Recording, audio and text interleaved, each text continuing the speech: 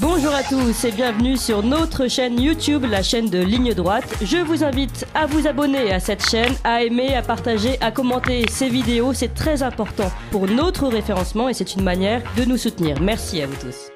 Retrouvez Ligne Droite avec le soutien de terredefrance.fr, une collection d'articles entièrement fabriqués en France et dont tous les bénéfices sont reversés à des agriculteurs, des familles de militaires et des écoles rurales. terredefrance.fr. Après les échecs électoraux du printemps, à la présidentielle et aux législatives, je rappelle qu'il n'y a pas eu de député Reconquête, c'était un rendez-vous très attendu pour les politiques qui scrutent ce jeune parti et pour les 130 000 adhérents de Reconquête, le fameux week-end de rentrée politique pour Reconquête, donc le parti d'Éric Zemmour, et réunion aussi pour Génération Zemmour, qui organisait son université d'été du jeudi 8 septembre au dimanche 11 septembre. Tous les états-majors de Reconquête étaient sur place. Ils pensaient d'ailleurs accueillir 3500 personnes. Il y avait le double. Près de 7000 sympathisants venus de toutes parts en France se sont rendus à Vinon-sur-Verdon, dans le Haut-Var, à tel point d'ailleurs que ça a été un petit peu embouteillé. Écoutez un extrait. Alors, cette université d'été se passe très très bien. On est une fois de plus victime de notre succès. On a 3 km de bouchons, donc je m'en excuse auprès de tous nos adhérents, tous nos militants qui sont venus aujourd'hui apporter leur soutien à la Reconquête, apporter leur pierre à l'édifice de la Reconquête qu'on est en train d'engager. Donc très bonne organisation, on est victime de notre succès. On va arriver vers 5000, 5500 personnes, donc c'est la plus grosse rentrée politique de tous les partis politiques. Donc c'est quand même bon signe sur l'avenir, la motivation est là et la France est toujours au cœur des gens. Et puis, évidemment, il y a eu le discours d'Éric Zemmour, un discours d'une bonne heure. Éric Zemmour qui a alterné les séquences autour de ses thèmes de prédilection, tourné toujours autour de l'actualité, l'islam, la sécurité avec l'imam Iqiyoussen, la dénonciation du wokisme, la souveraineté, la question de souveraineté avec notamment la question principale de l'énergie et le francocide. Écoutez. Le meurtre d'une femme n'est plus aujourd'hui un fait divers. C'est un fait politique qui s'appelle féminicide. Alors aujourd'hui, je vous invite, vous aussi, à ne plus parler de faits divers pour décrire les méfaits de la diversité.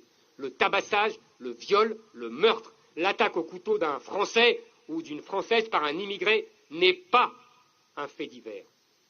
Pas plus un fait divers que le meurtre d'une femme par son mari. C'est un fait politique que j'appellerai désormais francocide. Voilà, le mot est lancé, francocide. Éric Zemmour qui se met de nouveau à attaquer sur le terrain du culturel et à vouloir peser dans le débat avec des beaux concepts. Et on en parle aujourd'hui avec Stanislas Rigaud. Bonjour Stanislas Rigaud. Bonjour, merci de me recevoir. Merci à vous d'être avec nous. Je rappelle, vous êtes président et fondateur de Génération Z et membre du bureau exécutif de Reconquête. Et donc vous étiez sur place depuis vendredi de cette université d'été. Nous sommes également avec Valentin Chameur. Bonjour Valentin. Bonjour et désolé pour ma voix un petit peu enrouée. Vous étiez sur place, vous aussi, notre reporter sur place de cette université, et vous êtes revenu avec des éléments de cette université d'été. Oui, déjà ce qui a beaucoup frappé, donc c'est évidemment la journée de dimanche avec un monde, beaucoup plus de monde que ce qu'on attendait, plus de 7000 personnes, toujours la même particularité de cet électorat d'Éric Zemmour et de ses militants, à savoir des gens qui viennent de partout en France, qui sont venus de très loin, des gens de tous âges et de tous milieux sociaux. Une très bonne ambiance avec une quinzaine de stands, des librairies, des associations patriotes, des bons produits régionaux. Bref, vraiment pour le coup une journée placée sous le signe du succès. On écoute Stéphane Ravier qui nous en parlait mieux que nous. Moi j'ai appartenu à un parti politique, le Front National, puis Rassemblement National, mais qui n'a pas eu d'élus pendant longtemps, ou qui a eu une trentaine de députés seulement entre 86 et 88. Et qui ensuite n'avait plus de députés, ça ne l'a pas empêché finalement d'être au second tour de la présidentielle à 2 reprises plus tard et d'obtenir, comme vous savez, 89 députés. Donc c'est mieux d'en avoir. Bon, écoutez, nous n'avons pas de députés, mais nous avons des militants qui sont motivés, qui sont déterminés, qui vont continuer à porter la parole, à porter les analyses et les propositions d'Éric Zemmour, qui lui ne recule pas. C'est ça qui est important. Alors qu'on observe que à droite, les LR, ça fait longtemps qu'ils ont non seulement reculé mais capitulé, mais qu'au Rassemblement National, on abandonne chaque jour un peu plus les fondamentaux. Voilà, Stéphane Ravier qui répondait à cette question que beaucoup se posent sur la capacité de Reconquête à exister politiquement sans véritable représentation politique. En tout cas, les militants sont toujours motivés avec de la suite dans les idées et pensent même que Zemmour va performer encore plus à partir de cette rentrée. Magnifique succès. magnifique succès. Même le temps est avec nous. Oui, donc beaucoup de monde. Nous sommes à cheval là, entre les Alpes d'Haute-Provence et le Var. Le meeting a bien lieu dans le Var, à Villon. Énormément de monde. Hein. On n'est pas à côté d'une grande ville. Pour venir ici, il faut avoir envie. Eh bien, des milliers de personnes ont eu envie de venir ici écouter la parole d'Éric Zemmour. Donc, je vois les représentants des médias officiels pleurer des larmes de sang, là, et eux qui espéraient sans doute le désert, mais bon, je les vois déçus, c'est donc la preuve d'un grand succès. Alors c'est bien ça, Stanislas Rigaud, les journalistes sont déçus parce qu'ils attendaient un grand désert, finalement un grand succès, une foule phénoménale, pas de députés mais des militants. Hein. On tente de rester positif, est-ce qu'on tente aussi de gommer peut-être certaines erreurs du passé ou certains échecs du passé pour construire l'avenir ? Écoutez, moi je vais être très honnête avec vous. Les échecs électoraux dont vous avez parlé tout à l'heure sur les législatives et présidentielles, on en a fait l'analyse, on en a fait des retests, comme on dit maintenant dans la Startup Nation macroniste. On a fait tous ces comptes rendus de pourquoi ça n'avait pas fonctionné, quelles ont été les erreurs, qu'est-ce qui dysfonctionnait dans le dispositif. Maintenant, il faut passer à la suite. Maintenant, et c'est ce que je disais aux militants ce week-end, arrêtons de parler au passé, parlons au futur. On ne va pas passer 6 mois, 1 an, 2 ans, 3 ans à parler de la campagne passée. Maintenant, ce qui se passe aujourd'hui, c'est que les faits nous donnent raison, le réel nous donne raison, on l'a vu tout au long de l'été. Mais sur la question identitaire, sur la question migratoire, sur la question des hôpitaux, où je rappelle que 6 ministres de la Santé ont signé cet été une tribune mettant en avant les problèmes dans les hôpitaux. Dans ces propositions, beaucoup ont été faites par Éric Zemmour lors de la campagne. Sur la question de l'énergie, évidemment, qui va être un sujet extrêmement important dans les mois et semaines à venir. Donc voilà, maintenant je pense qu'il faut se projeter, il faut apporter des solutions aux Français, et Stéphane Ravier a raison de le rappeler. On va pas... Personne ne va se plaindre d'avoir des députés, d'avoir des élus. Mais beaucoup de partis ont fait ça. Et puis, pardon de le rappeler encore une fois, mais si on veut jouer à revenir sans arrêt sur la présidentielle, nous sommes la 4e force politique du pays avec 2,5 millions d'électeurs. Les LR, le PS, le PC, les écolos, ils sont dehors, ils sont derrière. Dans ce cas-là, on les invite plus, on ne prend plus leur avis en compte. Ce n'est pas le cas, heureusement, nous sommes dans une belle démocratie, c'est pour ça que nous allons continuer de défendre nos idées. Oui, mais malgré tout, se pose la question peut-être, il est intéressant de savoir quelles ont été les erreurs pour ne pas les répéter pour les prochaines élections. Est-ce que le côté, justement, l'identité, la question de l'identité culturelle n'a pas été trop importante par rapport à d'autres sujets, notamment des sujets tout simplement de pouvoir faire ses courses avec les moyens que nous avons, enfin les sujets du Rassemblement national. Non mais c'est pas les sujets du Rassemblement national déjà. Mais qui ont été évoqués par le Rassemblement national. Ce n'est pas les sujets du Rassemblement national, ce n'est pas les sujets d'Éric Zemmour, ce n'est pas les sujets d'Emmanuel Macron.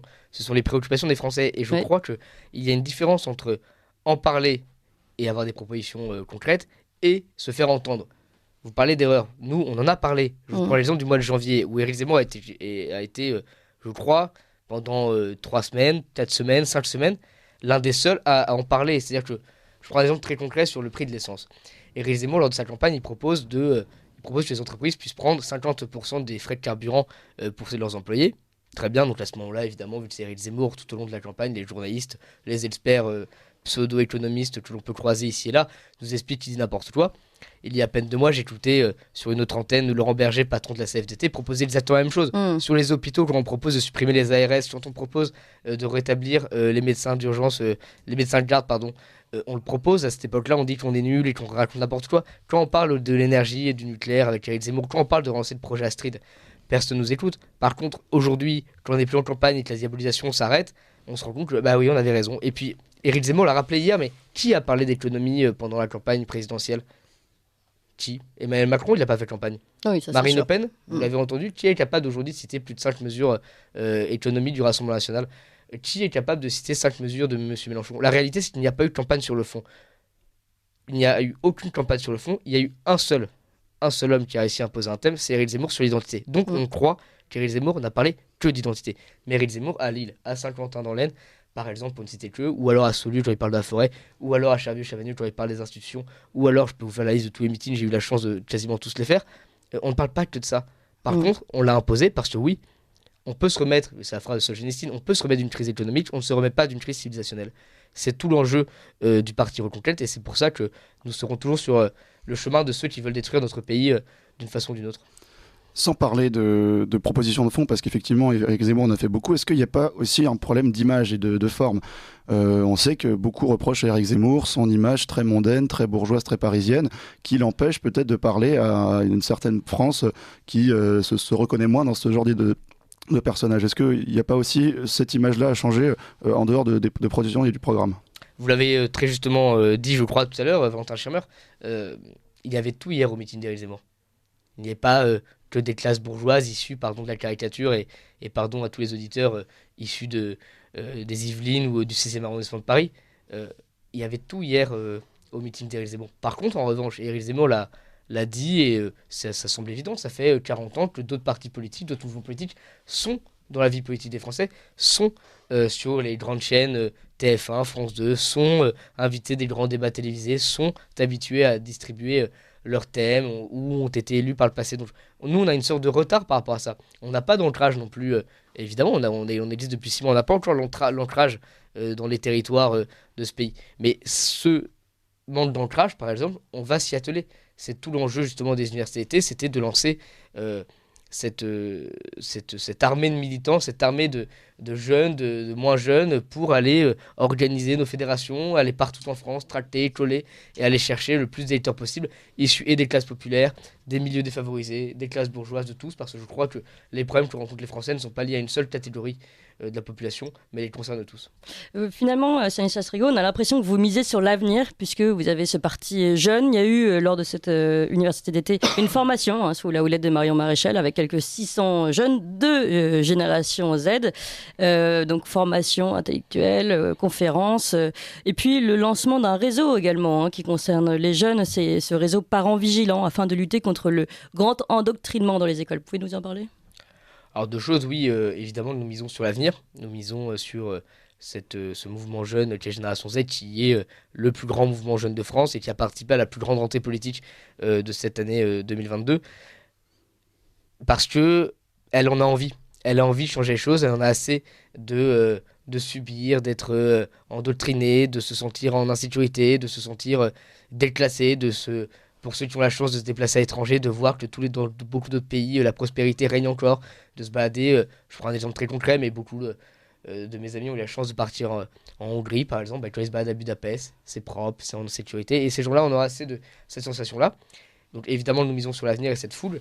Et deuxièmement, oui, nous avons lancé un réseau pour alerter les médias, alerter les Français sur ce qui peut se passer à l'école. Moi, j'ai toujours été frappé, par exemple, d'apprendre que Assa Traoré, militante racialiste, si je puis dire, d'extrême gauche, pouvait se rendre dans les écoles françaises pour sensibiliser les jeunes à tel ou tel sujet. Quand on connaît le pédigré de son frère, de sa famille plus globalement, on trouve ça absolument hallucinant. Eh bien, ça, ce genre de choses, on veut que les parents, par académie, puissent s'aider, s'entraider pour refaire monter les sujets et pour que l'école redevienne de nouveau un endroit où on apprend à lire, à compter, à parler, et pas des endroits où on apprend des lubies idéologiques imposées par telle ou telle association ou tel ministre de l'Éducation nationale. Concernant l'avenir justement dont vous parlez, on sait que votre parti va bientôt fêter ses 1 an, dans quelques mois en décembre. 1 an, c'est aussi la période d'adhésion des adhérents. Est-ce que vous anticipez peut-être une baisse d'adhérents? Est-ce que vous avez des estimations de chiffres? Et est-ce que vous prévoyez aussi potentiellement une baisse d'adhérents du fait de cet échec aux élections? Le problème, quand on a 130 000 adhérents, c'est que tous les partis nous envient et que tous les commentateurs se demandent comment on a réussi à obtenir ce très beau score d'adhérents. Donc forcément, on sera scruté sur le nombre de réadhésions. Mais de deux choses l'une. Non seulement, oui, évidemment, il y aura sûrement une petite baisse parce que nous étions dans une année présidentielle, avec un engouement extrêmement fort, avec une percée spectaculaire dans les sondages, avec une percée même médiatique, avec Villepinte, avec tous ces grands événements. Donc, on pourrait avoir une baisse, et ce serait d'ailleurs logique de l'avoir, suite à une année présidentielle. Maintenant, je crois que même si on perdait 50% de nos adhérents, ce que je n'espère évidemment pas, et toutes les personnes pouvant m'écouter et étant membre de Génération Z de Reconquête sont appelés, j'en profite évidemment, à réadhérer. Excusez-moi de ce placement de produit, cet appel. Pour autant, même si on diminuait de 50% nos effectifs, je crois qu'on serait encore le plus grand parti jeune de France, le plus grand parti de France. Quand on voit les LR, c'est ce que disait un journal bien connu ici par vos auditeurs, j'imagine, Il y a 48 000 adhérents, c'est 50 ans qu'ils existent. Le Rassemblement national ne communique jamais sur ces chiffres. La République en marche n'a pas un seul bulletin d'adhésion payant. Donc voilà, je crois qu'on restera quand même un très grand parti. Alors on continue de parler de l'avenir, de Reconquête, des générations Z évidemment, puisque on attend les prochains rendez-vous électoraux. Bon, le prochain c'est les européennes qui se déroulent en 2024. Les européennes qui sont un vote à la proportionnelle intégrale et donc qui pourrait laisser une chance à Reconquête de trouver sa place. Et il se trouve que pendant cette université d'été, on a entendu Éric Zemmour parler du modèle italien, citer le modèle italien.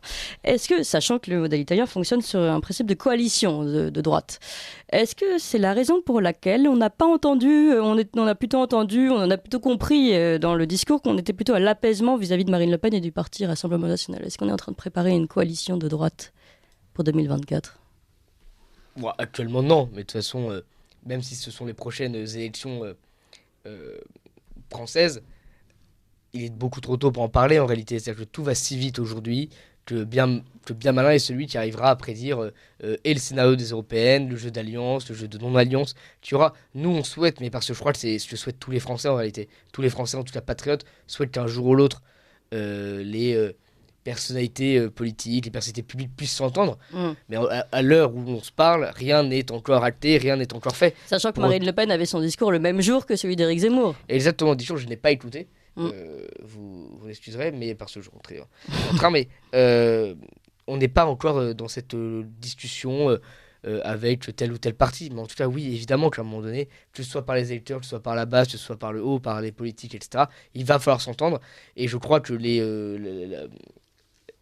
difficultés que connaissent aujourd'hui les Français nécessitent et de l'humilité, et de la discussion, et de l'ouverture. On ne peut pas se permettre, pour des raisons d'ego, pour des raisons de carrière personnelle, ou en tout cas de poste, d'intérêt, de ne pas se discuter pour le bien du pays.